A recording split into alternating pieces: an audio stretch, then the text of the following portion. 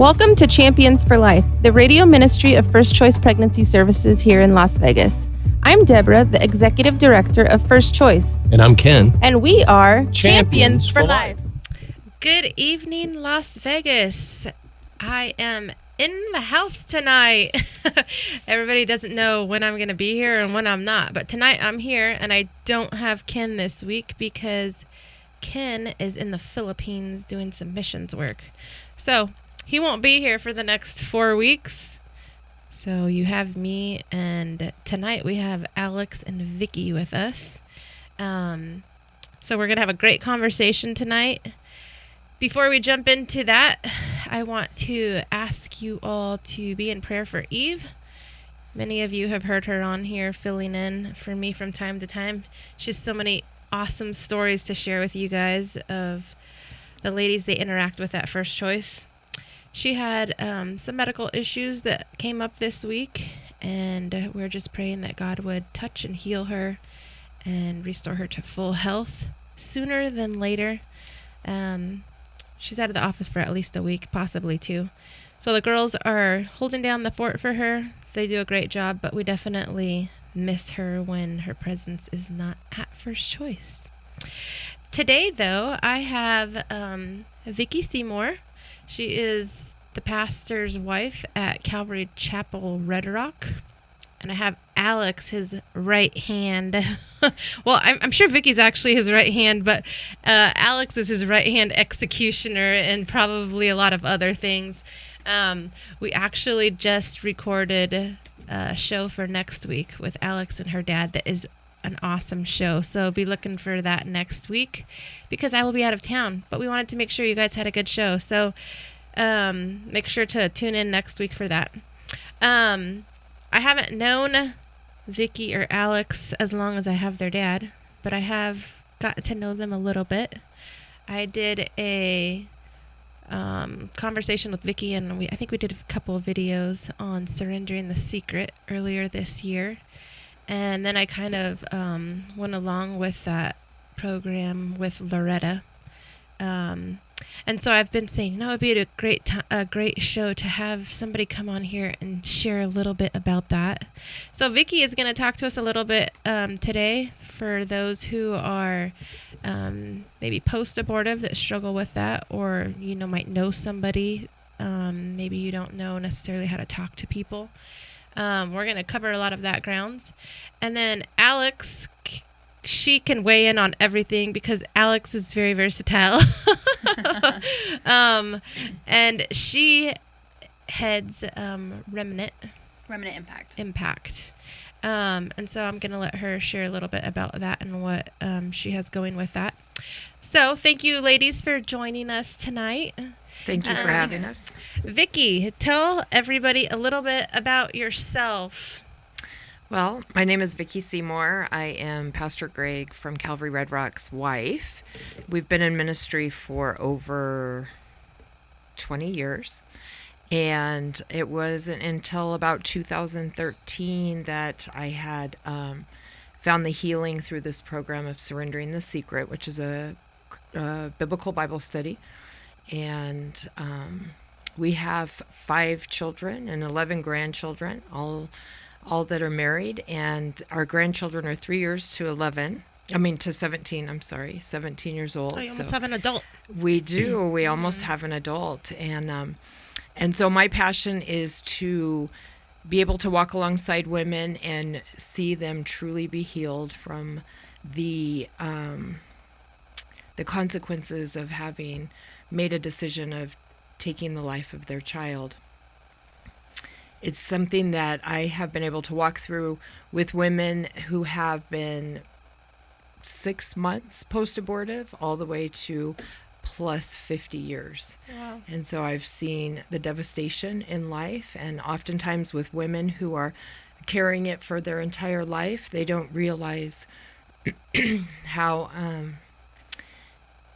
unhealed they really are.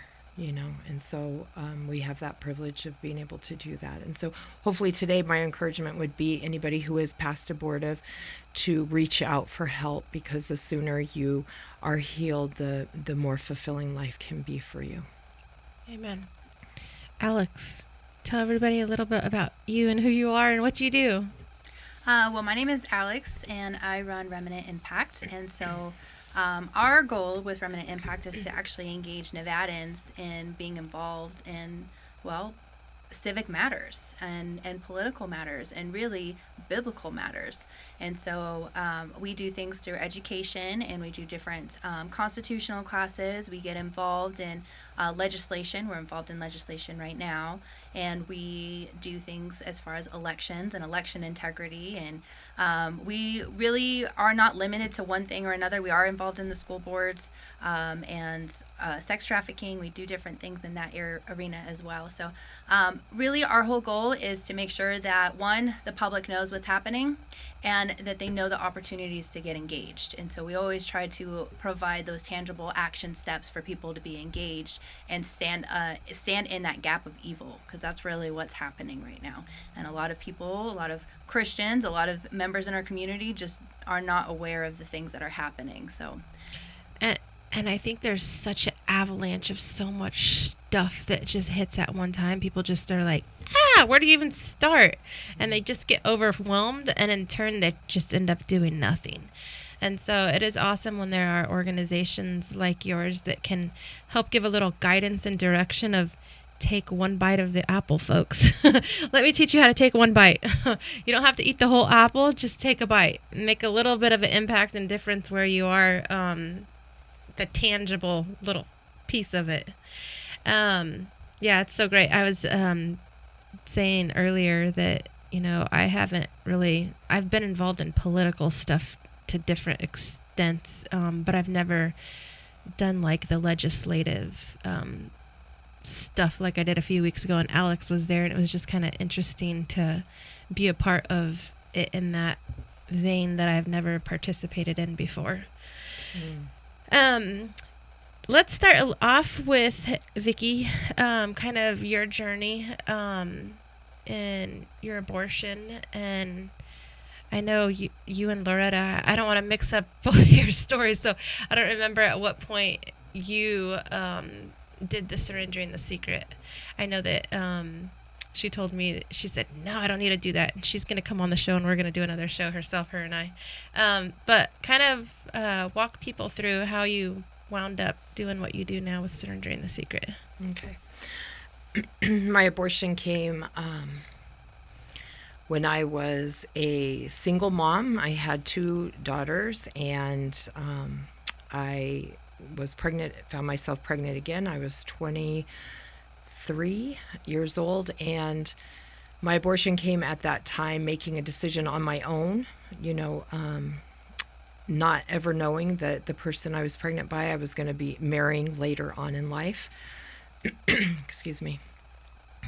And so I had to carry that decision, through many, many years. And so if you fast forward into the future, when my husband and I, the father of that abortion, was married, and probably within 4 years of our being married and 12 years of being together, he went on staff at the church that we were at last, and through that he became a pastor a couple years later, and so going to the women's retreat, I was always a part of the prayer team, and the Lord would just bring these women to my line that were suffering from being post-abortive, just really hurting and mourning the loss of their child, the decision that was made. And all I could do was cry with them, knowing that I had the same pain, but I didn't really know how to deeply minister to them. So several years later, the pastor of that church, he said, Vicky, I really believe God's calling you to do a post-abortive Bible study with the women that are hurting, because we would do these retreats a couple times a year, and literally 99% of the people through my line their lives were falling apart, and so But I could never really bring myself going to the pastor's wives conferences and receiving all these materials and books on being post-abortive. And I would get through maybe the first couple pages and I thought, gosh, Lord, I don't know what you're doing. I can't get through this on my own, And so I would toss it into a box in the garage, and several years went by, and I kept telling my pastor, I really don't think that I'm the person that can lead this for you, because I don't feel that I'm even healed myself, and I'm not sure where to put that, and we didn't have anybody at that time to be able to walk me through anything. Well, in one of my very first teachings of teaching the women, being invited to be a speaker at our women's Bible study, was on Ruth, and just the consequences and the dark days, making your own choices. And I had given just a small portion of my testimony, which, was a quick Passover of, this, and I also had an abortion and da-da-da-da. Well, 9 years later, our worship leader, who now is also a Bible study leader for Surrendering the Secret on the East Coast, she text messaged me on Facebook, as like a private message, and said she needed to talk to me. And I thought, gosh, that's so strange that she wouldn't just text me directly. And so I met her in her car, and she was weeping, and she said, you said something 9 years ago in a Bible study teaching, and I've thought about it ever since. And so we cried together, after discussing, and she said, well, I found somebody who might be able to take us through this, and it was a leader out of Texas for Surrendering the Secret. And I was a nervous wreck, like, oh, Lord, I don't know, but okay. So we did it on what was then Skype, and it was powerful. I'm so grateful and thankful to be able to have, one, walked through that with her, and B, to be completely healed. And what I can say to all of that is that you may think that you're healed and you're forgiven. Absolutely. We know the scripture as Christian women, but you cannot hide behind the pages of scripture. You have to talk about it. You have to deal with the post-abortive trauma that you're experiencing. Needs to be dealt with and healed fully so that you can be all that God has created you to be, and you're going to be way more powerful. So it was quite a journey for us, but I've been able to lead probably about 100 women through this Bible study in the last 13 years. And Loretta, I'm really excited for you to hear her story because it's beautiful. Yeah, she spoke at our ladies' tea recently and shared her story. It was so powerful, just all that God has brought her through, and how she's been able to find purpose in her pain, and how she, I just told her, I said, there's so many different events that we hold. And when you sit there and you think about the women that are sitting there, statistically, probably half of them have been touched by abortion. And it was actually watching some of those videos of Surrendering the Secret. I had a heart for women who are post-abortive. But I think just hearing and learning more as I have over the past year particularly, I'm just like, those are the women that we need to reach. That is the antidote to the issue. Because you have so many women that have been impacted in ways that people can't even begin to fathom. Some of the women that we see at First Choice, and I think now even with the abortion pill, the trauma levels are on a completely another level than what anybody's ever dealt with. Mm-hmm. The stories that we hear of women coming in, your husband just shared a story a little while ago of Casino recently where somebody found a baby in the trash from an abortion pill, probably. We had a lady bringing her baby in a sandwich bag to us. And so these women are coming face to face with their babies. And it's on a whole nother level than anybody's ever thought of or heard of. Nevada had 73% of the abortions were done in 2023 by abortion pill. And so it's like, where is the help for these ladies? You have a lot of women that are sitting there struggling with their abortions and the different side effects that come with that: alcoholism, drugs, suicide, so many things, people that can't have children. And for the most part, they're a silent majority in a lot of circles. And so I was like, we need to be doing things to reach out more to these women, because if we can reach these women, and these women have truly experienced the freedom and liberation from Jesus that allows them to use their voice, it changes the whole dialogue and discussion of this issue. When you go put in a face and a story, it's more than just a word abortion. And so I think our society has really just got used to hearing the word abortion, that there's no sentimental or visual attachments to it, that it's just easy to just have the discussion abortion and you just move on.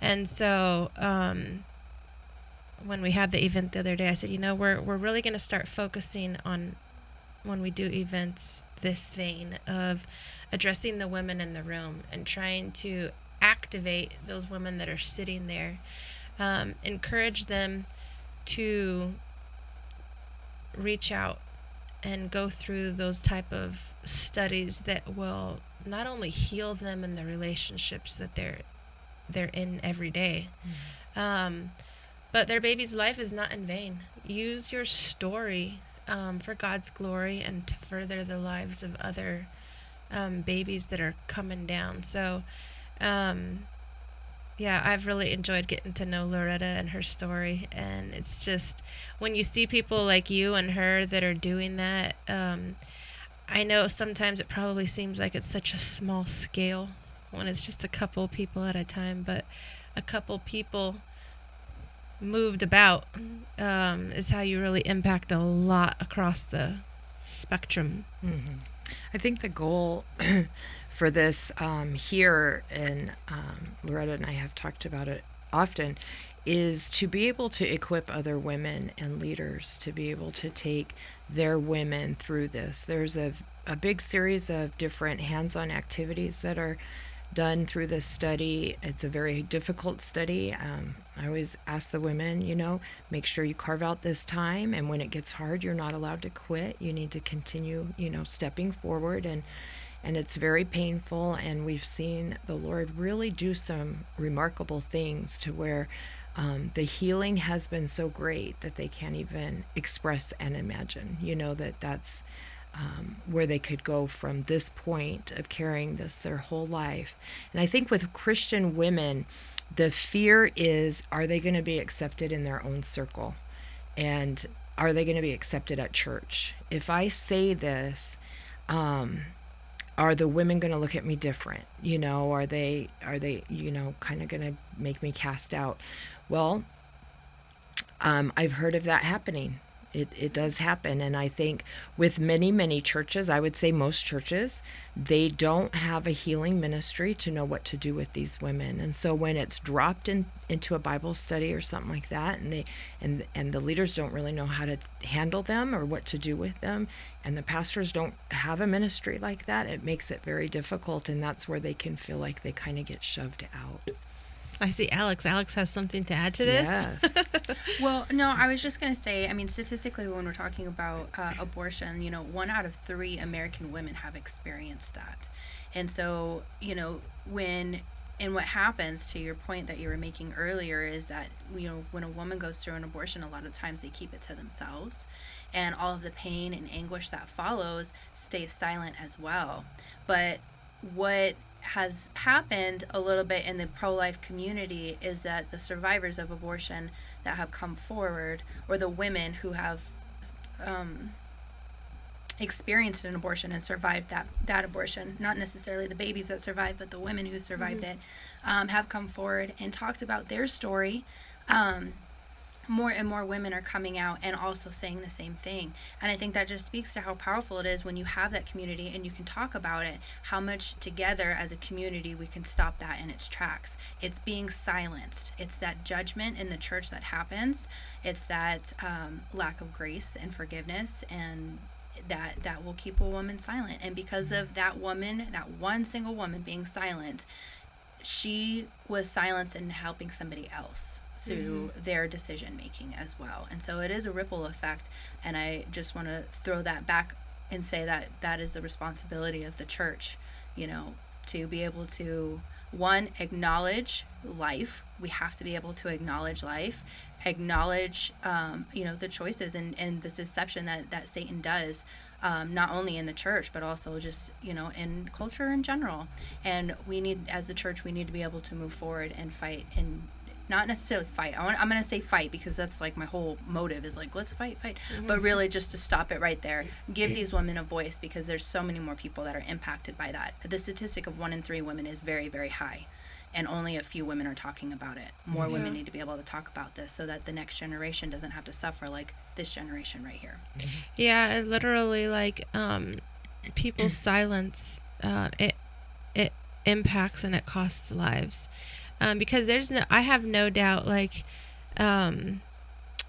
if some of the young women in churches knew of women within the church and had heard their story and had heard that how it impacted them, those decisions, we're very, what's the word I'm looking for? We're very driven and motivated by connection. We long for connections with people. And when you know different people and you have different connections with people and you know their stories, it impacts you in different ways. And so if these young women growing up knew of different women in the church and knew their stories, they'd go back to that. Maybe they'd feel comfortable reaching out to them. But when you don't have any connection with people and you don't know the story, and you find yourself in an isolating situation as it is that maybe you're ashamed of, it's a spot the devil loves to have you in. You're very vulnerable. And so, and I think that's with a lot of different issues, but this issue particularly. So if we have somebody listening, Vicky, there's probably different camps of listeners. There's some that are probably post-abortive, and there's probably some that know somebody that has an abortion. Some might say they don't feel like they need any post-abortive Bible studies, and some might not know how to even approach somebody that they might know struggling with that. So let's go for the first one. How would you talk to somebody that has had an abortion that might not think necessarily that they need any type of Bible study, healing? I think that really depends on the person. I did have one in one of my very recent groups where we started the group, and we only do about 6 women so that each woman has an opportunity to speak about their experience. Said, in introduction, I really don't know why I'm here. I mean, I know God has forgiven me and this and that. And so I felt like she was a very classic person to be in that study. And all I can do at that moment is just pray that the Lord is going to reveal to her clearly, how when I say hiding behind scripture, I mean nothing negative about it. But sometimes as women, we can hold on to that scripture of I'm forgiven, because you're a Christian. And yes, all of that is true, but God has so much more for you when you're healed. And so I've had women who have confided in me. I've had women listen to the announcement for 2 years and then come up to me and say, okay, I think I'm ready. I've been hearing you announce this now at church, to be ready. And so I just really encourage the women who has never gone through anything, and you're riding on the hem of his garment saying that you're healed, and forgiven, yes, but there's still a stumbling block. What I've learned with women is that their breakdown is about 20 to 25 years of marriage, and then now they don't want to be touched. Their marriage is falling apart. Things are falling apart.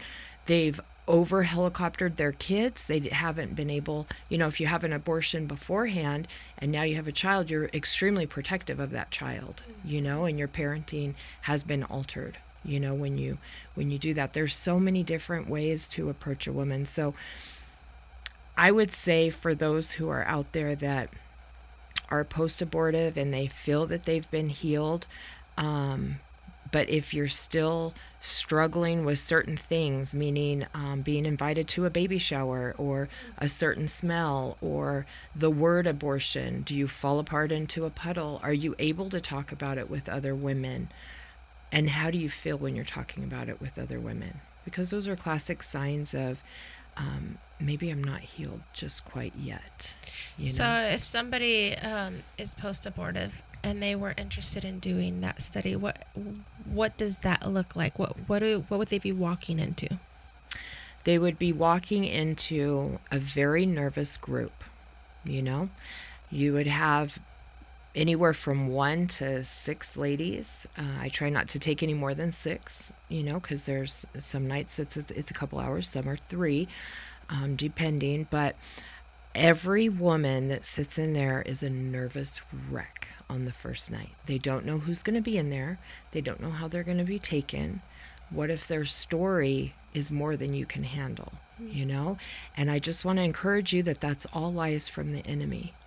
Because from the very first moment of the introductions, you get this sigh of relief, like, okay, there's more people suffering, not just me.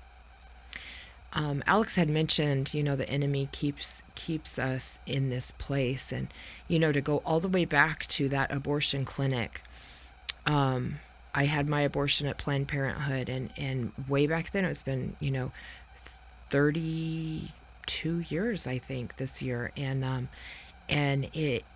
it's one of those things where, it's a white sterile room and they, oh, come on in. Not to worry, after today, you'll never have to think about this again. That's where the lie began, because honestly, it wrecked the rest of my time until I was walking through that healing. And I'll tell you, I didn't realize how not healed I was until I was healed. You don't realize, you don't see how your heart has turned into stone, how PTSD can affect your life, in these traumatic moments, because it's a gradual thing that the enemy does to us women and how destructive it is.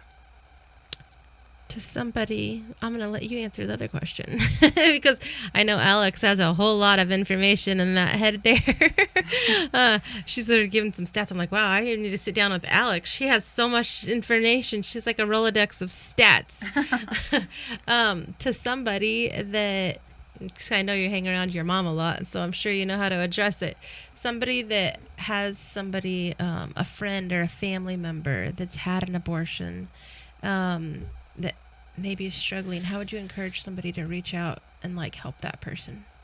Well, I think the same thing is going to be along the lines with what my mom was saying. But first and foremost, it's really talking about it and figuring out what their situation was. Because a lot of the time, women go in to see a doctor to possibly have an option of having an abortion, but also just seeing what those options are. And a lot of the time they get coerced into this.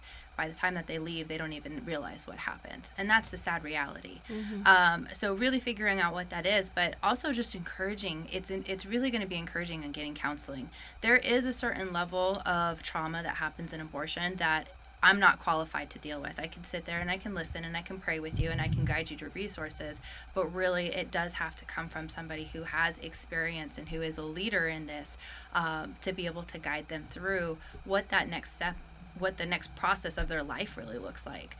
I know, I'm not post-abortive, but I am the mother of my child, or I'm the child of my mother and my father, and just being you around got a sibling in heaven. I do, mm-hmm.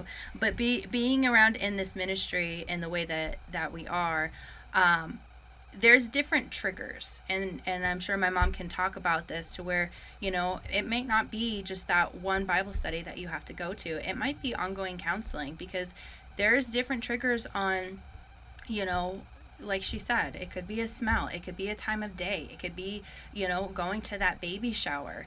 And so for women who think that you have gone through this and that you are safe and that you're healed and you're forgiven, there is so much burden that you're carrying that you don't even know about. And Jesus is inviting you to come into his arms and release that. But really, we have to be willing to give that to him. And that's why, there's those different resources and leaders. I'm thankful for my mom being a member of this community that can walk these women through that. And same thing with Loretta, and even for you, because you're going through it and taking women through that as well.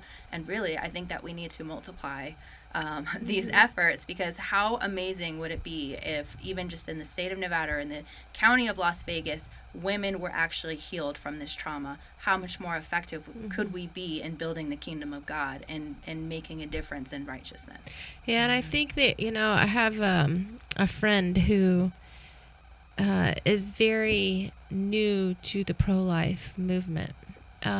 He's a retired cop, Metro cop. And he said, Deb, I came down to First Choice to help you guys do some handyman stuff, and I heard abortion being talked about. And he said, I went home and I Googled because I was curious what it was that you guys were talking about. And he said, in all my years, which was 25 years as a cop, I have never seen anything like I saw an aborted baby. He said it was just shocking to him. And so it's been a few years now, and he's like, anytime I get into conversation, because he's very pro First Choice and what we do, advocates for us in different circles. And he said, I've noticed that whenever I use the word abortion, it's like using the N-word. And he said the conversation just stops. People don't know where to go. And he said it's very awkward. And so I was like, interesting. So I think that there's even those type of people that know people and have friends. But that word is just a scary word that they don't know how to address people. They don't know what to say.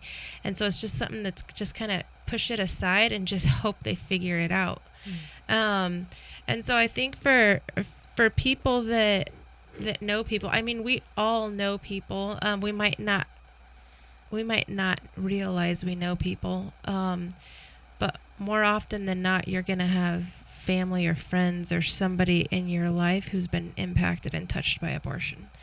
And I think that people really, when you have somebody in that situation, you need to know that you don't have to have all the answers for that person.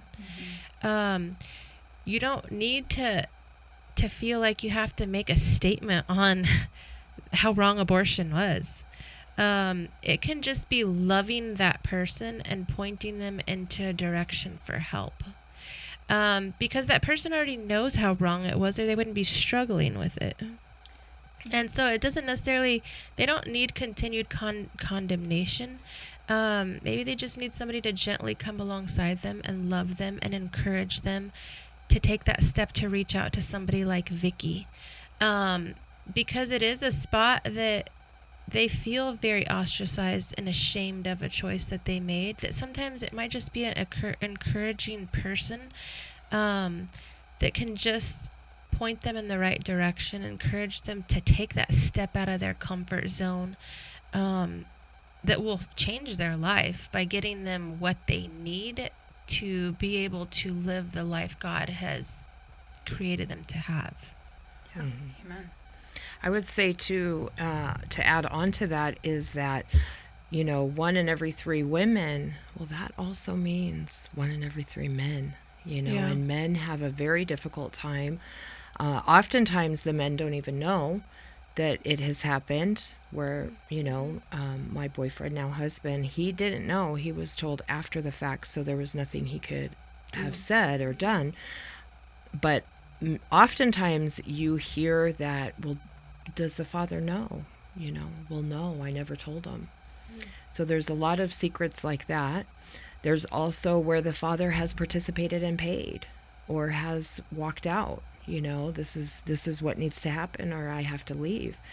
And after the abortion, they end up separating anyway. Very rarely do they stay together. I mean, we have one of the rare stories that we still are together. So my husband does lead men into that, healing also. He had just recently did a group of, I think, 5 men, and it was really a powerful time of healing where... At what point did you tell your husband? At what point? Yeah. Well, it was after the fact, but I had... Was it like I was an months or emotional years? wreck. I was an emotional wreck. He wasn't my husband at the time.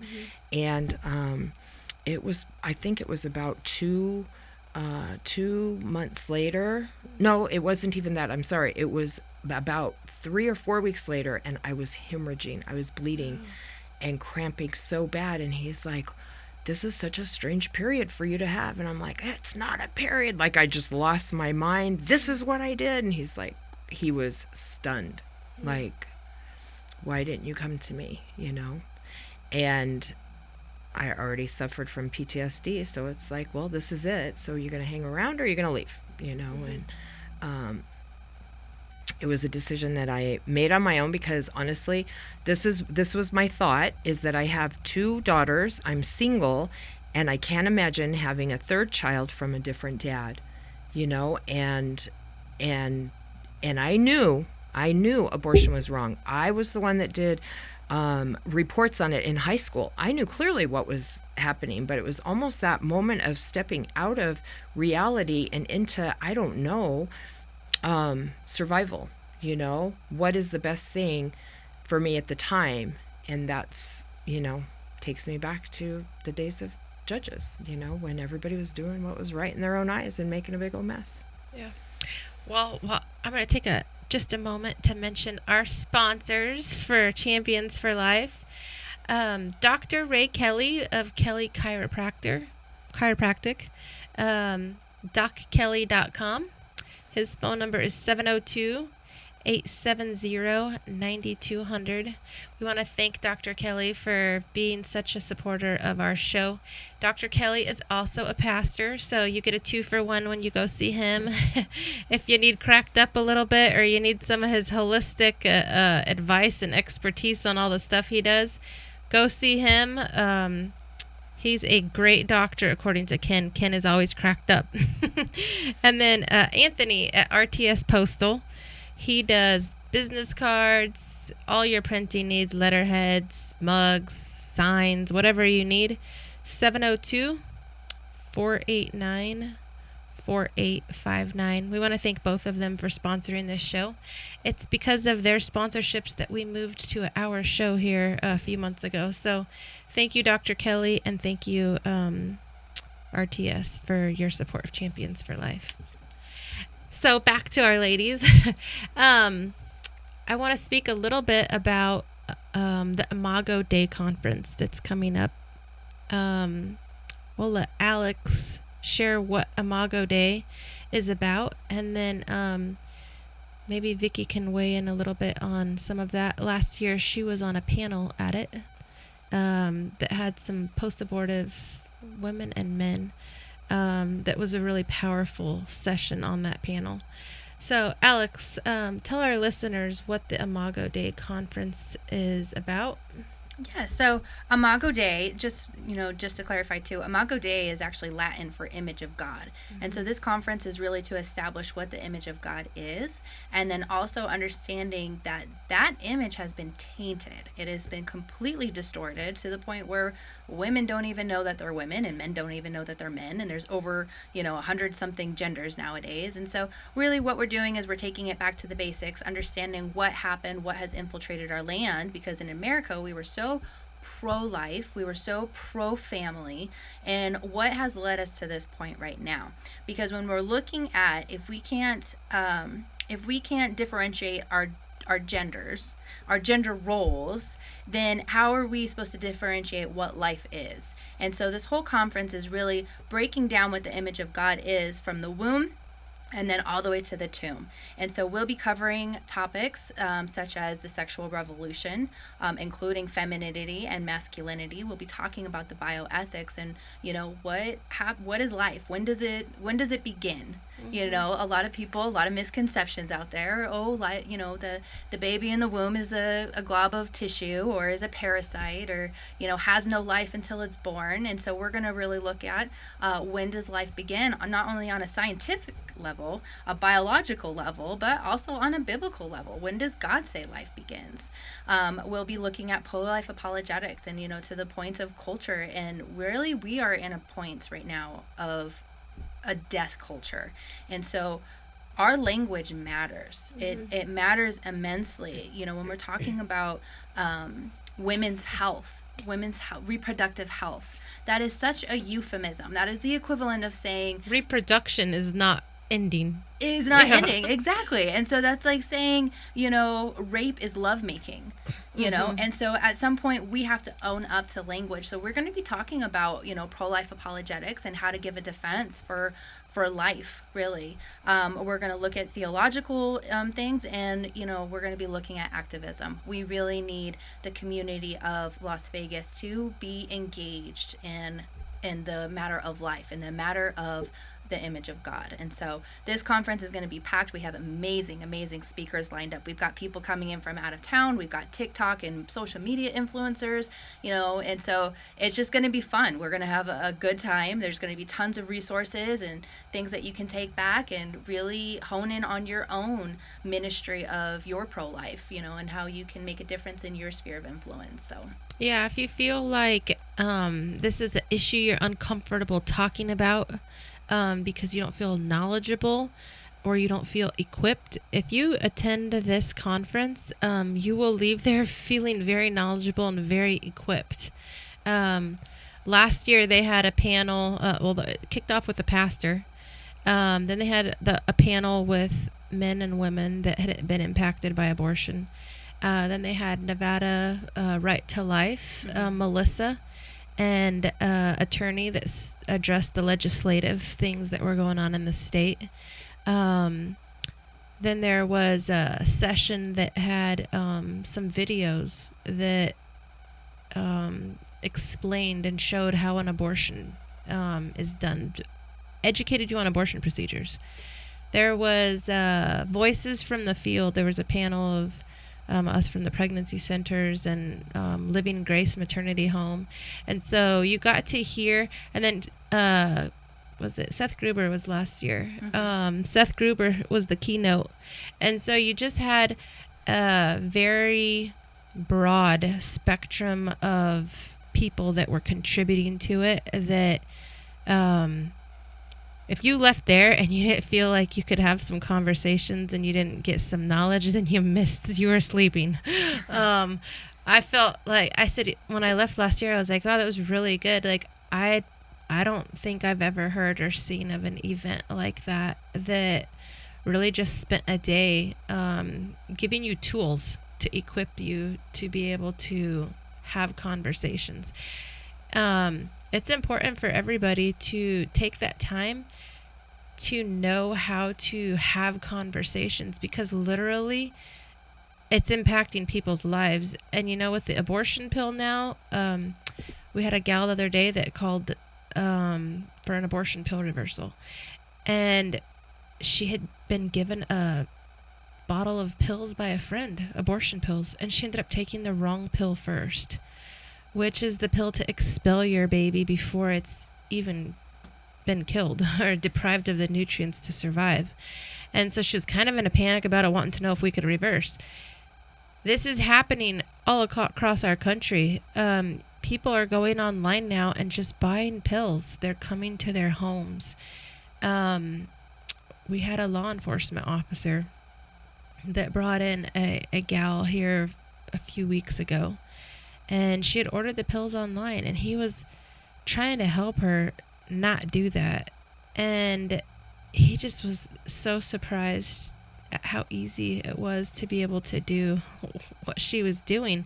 She, you know, you don't even have to have an ultrasound to get these pills. So you have these women that are taking pills in the quiet corners of their homes, which are then turning their homes into their prison cells because they had their abortion in their home. Can I just add to that? Just because we were talking about early women being silenced, another,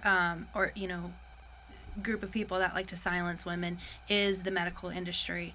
And as of recently, though women have always been discouraged from reporting any sort of side effects when it comes to taking those pills.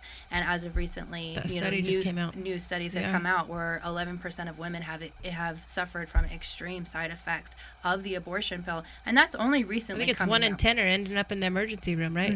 Or even Yeah. died. Yeah. So, those are, we're in a season right now where we have that opportunity to change the whole trajectory of abortion by speaking out. Knowledge is power. And if you end up coming across somebody who's in a situation like that and you don't know how to talk to that person because you don't feel equipped, that's a terrible spot to be in. So come to a conference like this, equip yourself so you don't find yourself in a situation where you're trying to save someone's life but you don't know how to do it. Because the abortion pill is all over the place now. And I mean, I don't think anybody really, people that aren't in this industry working in this regularly don't realize how many people's paths they're crossing that are taking these pills. So it's really important that everybody empowers themselves with how to address this. Who's the keynote for this? This year is Lucas Miles. He's the senior director of Turning Point USA Faith. He is also a senior pastor himself, and he's an author. He's got some really, really incredible books. So this year we have him coming out, and then we also have some other Turning Point contributors as well that will be coming out and talking too. So. Okay, let's, what's the date, time, location, what's all happening, tickets, where do they find all this? That's going to be Saturday, June 21st. The conference goes from 8 a.m. until 5 p.m. And you can get your tickets on imagodeiconference.com, and that's IMAGODEICONFERENCE.com, imagodeiconference.com. Alex is gonna be thinking about this in her sleep. we just pre-recorded the other session. It was the same. Am I doing it right? How much are tickets? So tickets are $30 a person for adults, and then $25 for students. And then again, that's an all-day conference. We'll also have complimentary breakfast in the morning, or a continental breakfast in the morning. It comes with lunch, and then of course, like I said, there's going to be tons of resources to take home. We have awesome organizations that are going to be coming in and tabling as well. So getting those stickers and those buttons and posters are always a whole lot of fun. There's also a group rate, right? You can also, so if you sign your church up, sign your ladies group up. Absolutely. We have group rates of 20 or more. So if you, again, go onto imagodeiconference.com, you can get registered there, and it'll show you the different options as far as either, registering yourself, your children, or going into a group. And I highly recommend going into a group because there's going to be so much to learn and so much to talk about. It's going to be and that's a good way, honestly. Like, if you are somebody that is interested in being involved and active and participating in this, what better way than to get a group of people, friends, family members, church, co-workers, people that would be good to join you in something like this, that you guys could all learn together. That would be a great starting point to get involved. Come learn together. It gives you guys the opportunity to then discuss it and build each other up and figure out what ways you might want to tackle the issue of life. And there's so many ways people can be involved in this issue. Maybe you're post-abortive and you want to be a voice to speak out when Alex puts out texts for things that need people to go speak publicly on. Maybe the Lord will raise you up and equip you to use your voice in that capacity. Maybe it's one-on-one in a counseling room with a young woman who finds herself in a situation that she doesn't really have a mother or somebody to speak life into her and to give her any guidance. Maybe it's in administrative work at at one of the nonprofits that's involved in life. There's so many ways. Maybe Helping it's plan events. advocating at our pro-life centers, because Yeah, being so the just like fifth counseling largest room. district in the entire nation, unfortunately, Las Vegas only has 2 That's a pregnancy crazy stat. centers. I did not know that stat. Yeah, she just shared that stat a little while ago. I was like, wow, 5th largest district in the nation. I didn't know Las Vegas was, Clark County. yeah, Clark County. I didn't know it was on that scale. Yeah, so there's so many ways for people to be involved. It's definitely not a one-size-fits-all for everybody. I do firmly believe that God calls people to be involved, first of all. How that looks, it might be different for people. Maybe it's going out and speaking to churches. Loretta and I are going to go speak to some pastors because I really would like to see pastors equipped to have conversations. So get involved. Don't sit on the sideline. Sitting on the sideline is long past what we should be doing. We have to be involved. Vicky, on this conference, is there anything that is going to be addressed in the post-abortion side like you did last year? Are you guys doing anything like that? We are. I'm going to be doing a session on healing and just equipping them and encouraging them to step out and have the courage to be healed. So for somebody who is maybe post-abortive, that might be scared of attending an event like this, as somebody that's been there, what would you say to them or encourage them in coming to something like this where it's like Pandora's box? It can very much seem like Pandora's box. And I know last year there was a few women who have served at the pregnancy centers and thought that they were healed, and they fell apart. And that was a perfect segue that, it's time. The Lord is calling you to be healed. And I believe when a woman is there, they're going to have courage and strength to be able to start the race and finish the race. And I'm telling you, there is so much power in one healed woman or man that really can change so much of the future for this next generation that's coming up in just so much confusion, way more than we've ever had. Yeah. And so I would encourage you to come and attend. And if you see me, please share your story with me, because I would love to meet you and even walk through this journey with you. And I think there's something to be said for vulnerability. When you have walked through something and you're vulnerable, God also uses that to give you healing. And I say that from personal experience, not with abortion, but with marriage.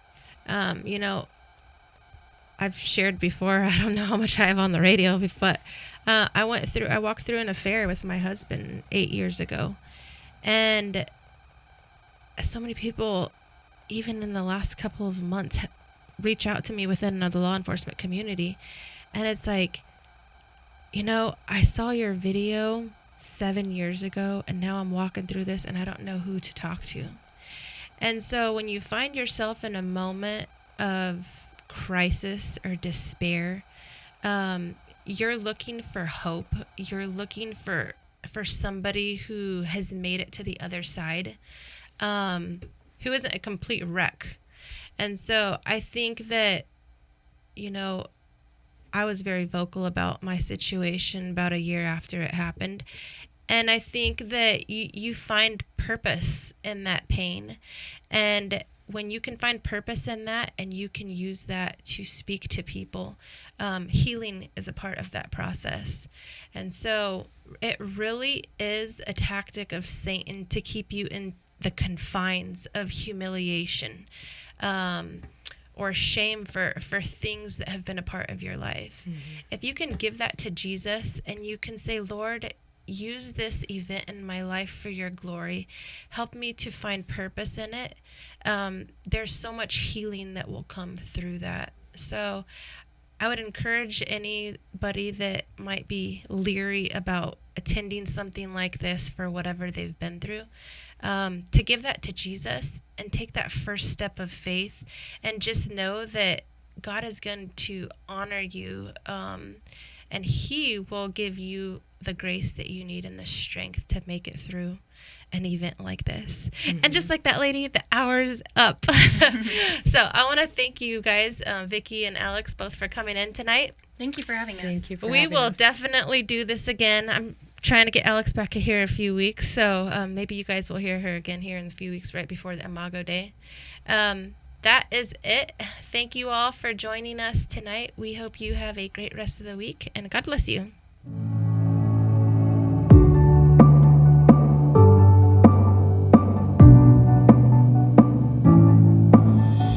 Thanks for joining us for the Champions for Life radio broadcast, the outreach ministry of First Choice Pregnancy Services. Join us every Thursday at 12:30 on KKVV 1060 AM. If you or someone you know need help with your pregnancy, or if you wish to visit or support our clinic and radio ministry, please call 702-294-CARE. That's 702-294-2273. Or visit us at fcpschampions.org. That's fcpschampions.org.